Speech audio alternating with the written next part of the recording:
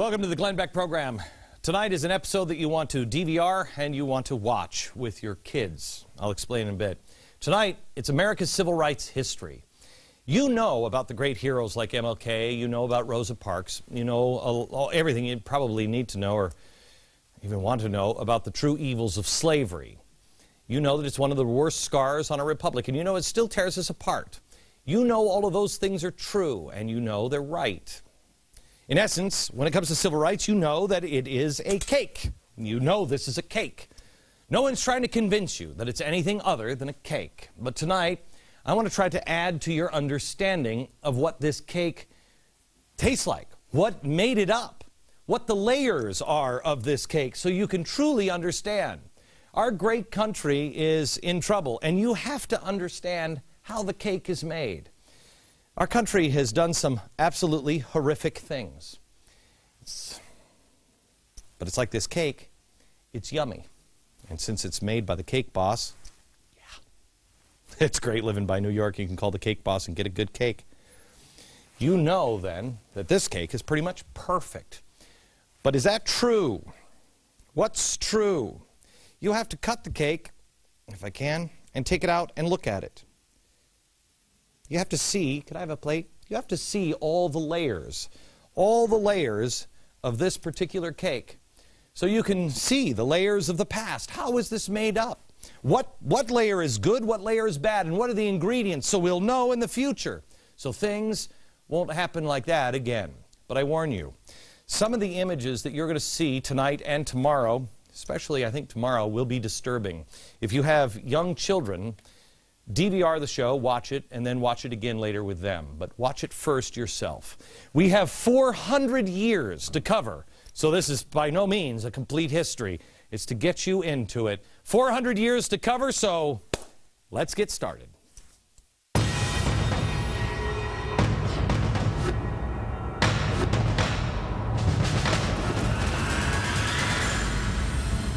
Okay. Hello, America. In case I haven't been clear already, I want you to know this is not the end-all and be-all on civil rights and what happened in America.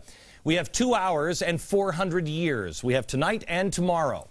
The goal is just to open your eyes and show you history like you've never heard or seen it before. Then you have to do your own research. You know, I am not a history teacher, but a good history teacher, I've always felt, will just get you excited about history, get you into the stories, and then make you want to read yourself. Exercise the American knowledge muscle that I told you about yesterday. Thomas Jefferson said, and this is important, if a nation expects to be ignorant and free in a state of civilization, it expects what never was and never will be. You cannot take my word for these things tonight. You can't listen to the Huffington Post or anything else. You can't take the words of textbooks. You must do your own homework. This is your country. This is your history. Read, and read people who disagree with each other.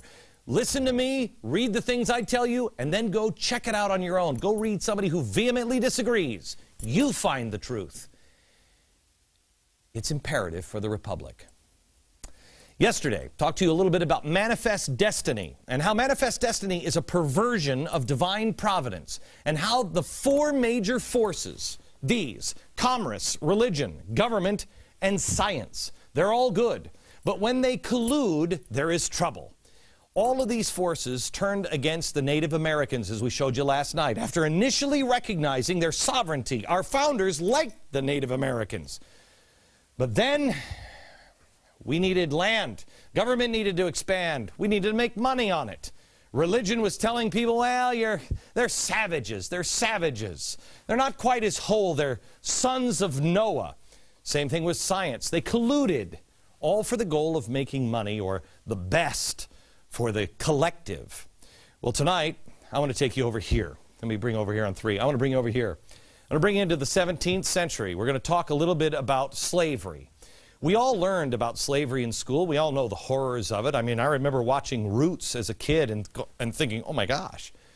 The fact that whites enslaved blacks in this country, built on the idea of all men being created equal, is beyond hypocritical. We know that. So how did it happen? We know that it's a national tragedy. We also know the treasure that is Abraham Lincoln. We know how it ended with a civil war. But I asked the other day when we were in these meetings, does anybody know how slavery started? We know the ending. How did it start? I mean, nobody came in and said, hey, everybody, let's have slaves. That doesn't sound like that could happen. The real insidiousness lies in the fact that it all started small and advanced into one of the worst scars in American history and global history.